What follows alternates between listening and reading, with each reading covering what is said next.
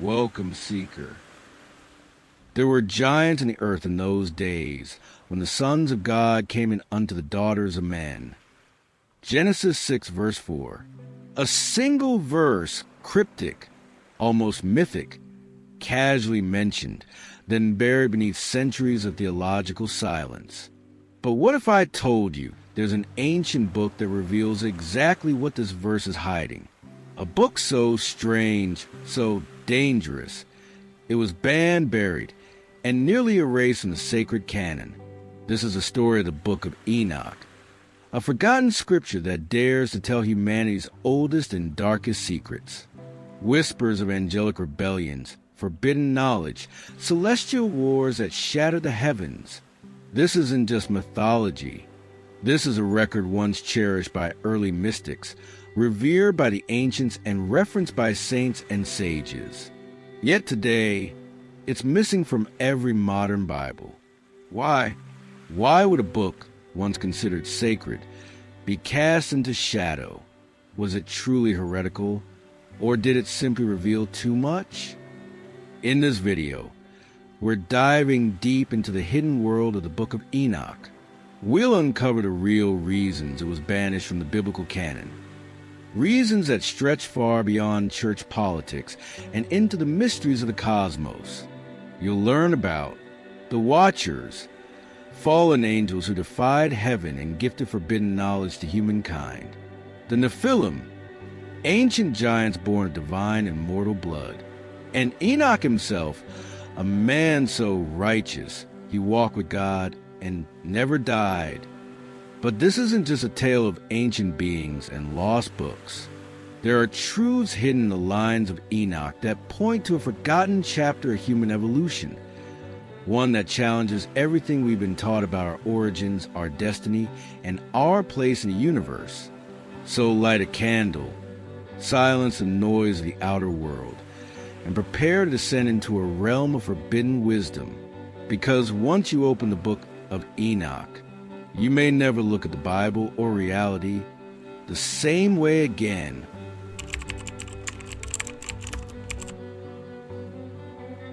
To understand why the Book of Enoch was banned, we must first travel back to a time before the Bible, before the church, before even Moses walked the earth. The Book of Enoch is believed to have been written between the 3rd and 1st centuries BCE, long before the New Testament, and even before some books of the Hebrew Bible were finalized.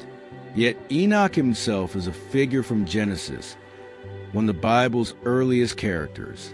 Genesis 5 verse 24 tells us, mysteriously, Enoch walked with God, and he was not, for God took him.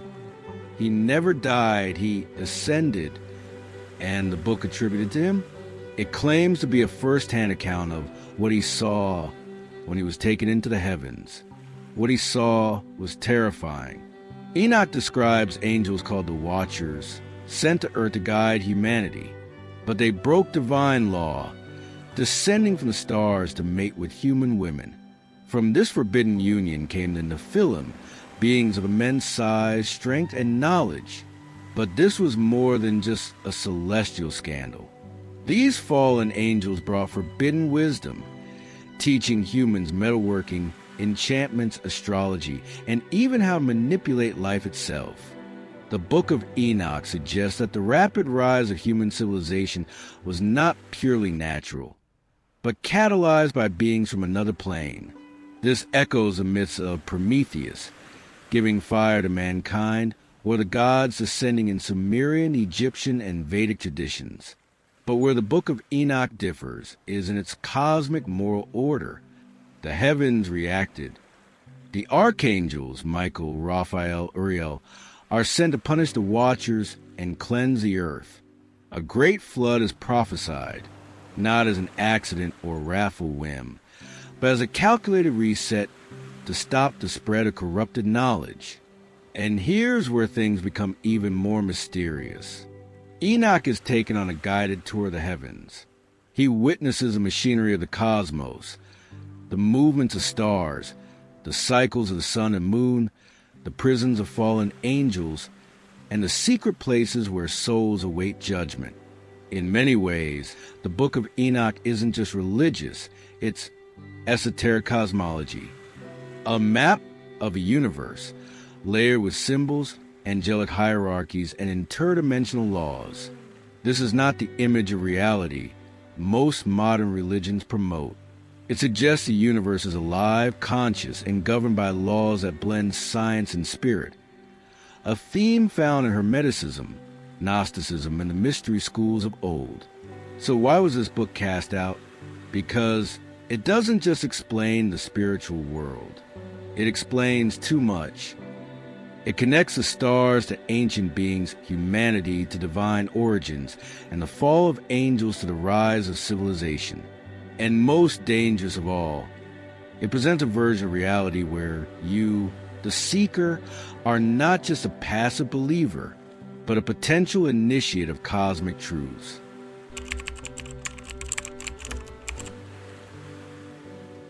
Despite its profound insights and widespread influence, the Book of Enoch was deliberately excluded from the canonical Bible. But why? In the early centuries of Christianity, there was no single Bible. There were hundreds of texts circulating: Gospels, letters, prophecies, and apocalyptic visions. Some were deeply mystical. Others were heretical. The early church faced a monumental task: to decide which text would define the faith and which would be buried. The Book of Enoch posed a problem. For one, it was too strange. Its vision of heaven and hell, angelic warfare, and cosmic justice was far more complex than the tidy narratives of Genesis or the Gospels. But more importantly, it gave too much power to the individual seeker. It wasn't a book about obeying doctrine. It was a book about awakening to the hidden architecture of the universe. And that is dangerous. It's no coincidence that the Book of Enoch was beloved by the Essenes, the secretive desert mystics who many scholars believe influenced John the Baptist and possibly even Jesus himself. These were people who lived outside the religious mainstream, practiced ritual purification, and studied celestial cycles. They saw themselves as guardians of sacred knowledge. And for them, Enoch wasn't just a myth, he was a prototype of spiritual ascension. But as the church grew, it became increasingly hierarchical. Mystical texts were replaced with official creeds. Spiritual experience was replaced with obedience. And books like Enoch, books that empower the individual soul over the institution, had to be silenced. By the 4th century CE, church councils began formalizing the canon. The Book of Enoch was declared heretical, too Gnostic, too radical, too uncontrollable. It vanished from the Western Christian world. And yet, it never disappeared entirely. In Ethiopia, the Book of Enoch was preserved by the Ethiopian Orthodox Church, which kept it as part of its biblical canon for over 1,000 years. They saw in Enoch a prophet of profound importance. To them, this wasn't heresy. It was truth the rest of the world had forgotten. Only in the 18th century was it rediscovered by Western scholars, hidden in ancient manuscripts, like a ghost from humanity's forgotten spiritual history. The question is, what else has been hidden, and why? Because when you strip away the dogma, the Book of Enoch reveals a vision of reality that is far more mystical, complex, and extraordinary than most are ready to accept. It speaks of cosmic law, fallen intelligences, interdimensional realms, and the potential for human transformation. In many ways, it reads less like a religious text and more like a coded manual for navigating the unseen universe.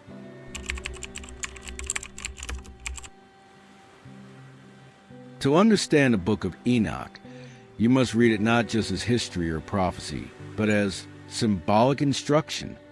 Every vision, every being, every number is a cipher. It begins with Enoch's own transformation. He is not merely a prophet. He is a human being who ascends. He is taken into the heavens, not in death, but in life, guided by angels, shown the architecture of the cosmos, and entrusted with divine secrets. In essence, Enoch becomes the first mystic, the first initiate, a prototype for the human being as a bridge between earth and heaven. And this is not metaphor, it's instruction.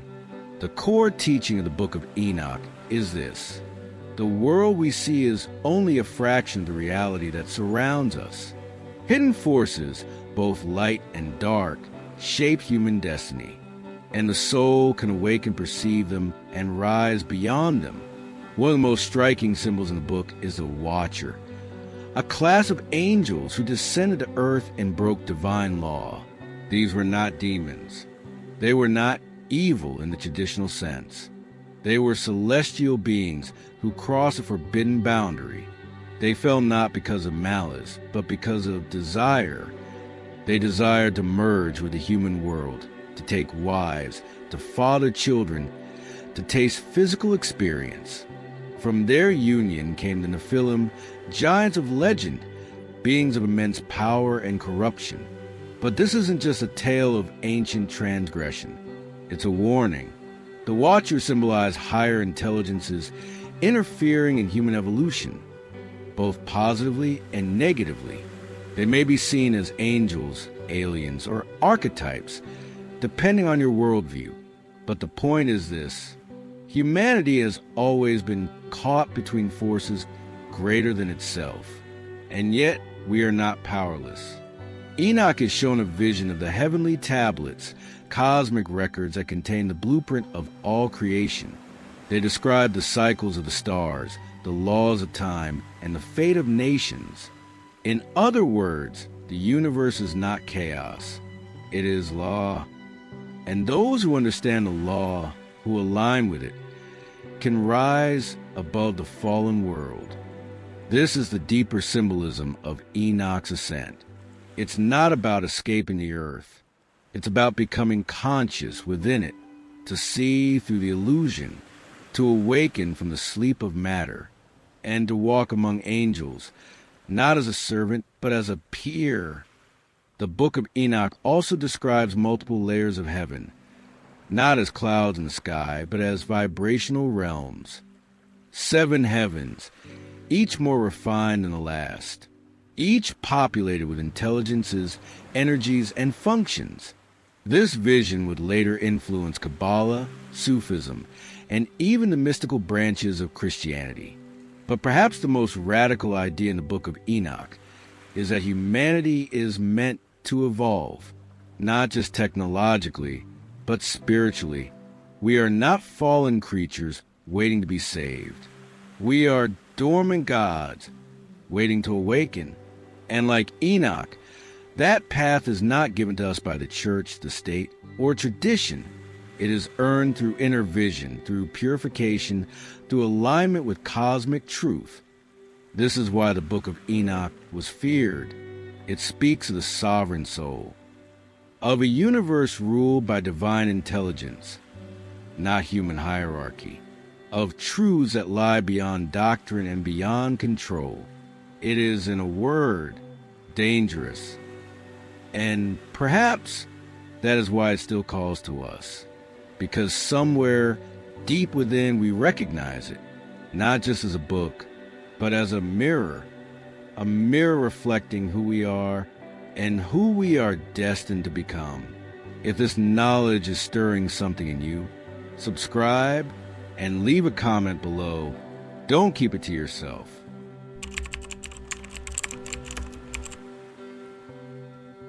For centuries, the Book of Enoch remained buried, both literally and figuratively.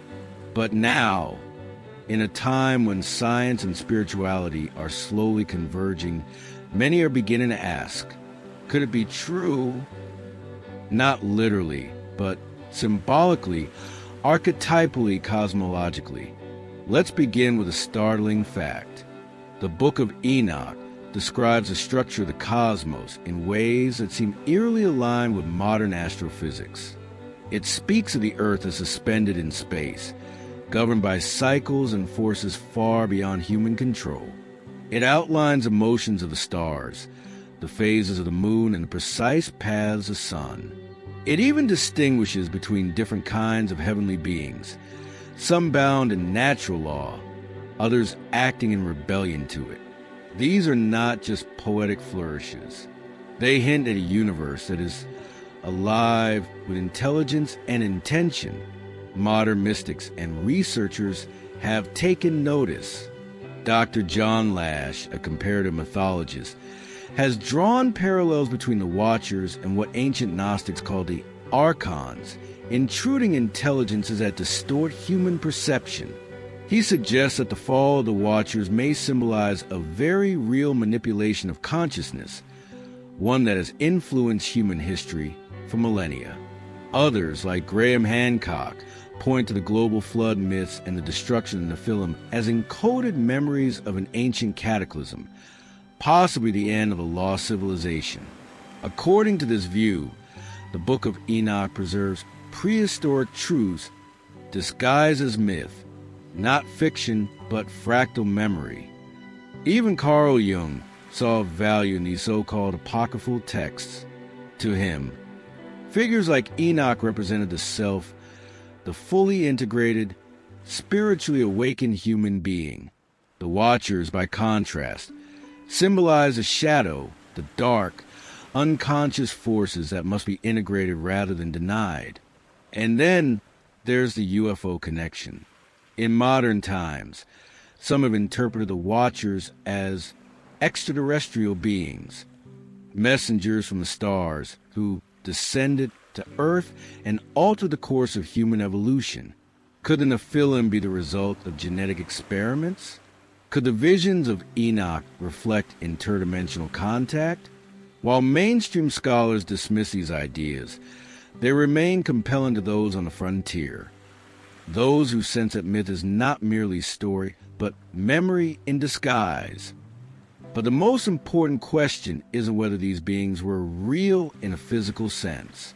It's what they reveal about us. Because the Book of Enoch is ultimately a map of the soul's journey through corruption, purification, and ascent. It shows us that we are not alone, that higher intelligences watch, guide, and sometimes interfere, and that awakening is possible if we have the courage to seek it. That's what makes this book so timeless. Not because it gives us easy answers, but because it challenges everything we think we know about life, death, and the nature of reality. It calls us not to believe, but to remember. Remember that there is more to this world than meets the eye, that we are part of something vast, ancient, and intelligent, and that within us burns the same light that once lifted Enoch to the stars.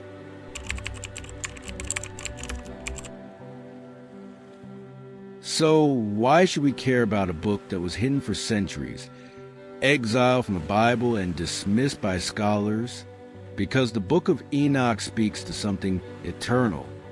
It speaks to the mystery of where we come from and where we're going, to the forces seen and unseen that shape our lives, to the battle between light and shadow playing out not just in heaven, but within ourselves. In a world consumed by materialism, division, and distraction, Enoch offers a different vision, one where the cosmos is alive with meaning, where angels fall not just from grace, but from purpose, where humans are not random accidents, but beings of destiny, watched over, guided, and tested. And that's why the elites of the ancient world, and perhaps even today, feared this book, because it doesn't just inform, it empowers. It tells us that forbidden knowledge is not evil by nature, but dangerous to those who profit from our ignorance. It tells us that even in a fallen world, one soul can rise, can walk with angels, can ascend beyond the limits of flesh and time. We're not meant to read the Book of Enoch the way we read newspapers or history books. We're meant to contemplate it, to feel its symbols working on the level of the psyche, the spirit, like a dream that lingers long after waking. It stays with you, because on some deep, forgotten level, you already know it's true, perhaps not in every detail, but in the message behind the message, that the universe is more mysterious and more alive than we've been led to believe, that what is hidden will be revealed, that even in the darkest age, there is light watching, waiting for those with eyes to see. If you haven't yet, subscribe, not just to follow, but to remember. So the next time you look up at the night sky and feel something ancient staring back, ask yourself, was Enoch taken away, or did he simply return home? Leave a comment below, share your experience, or ask your question, because this is more than a video.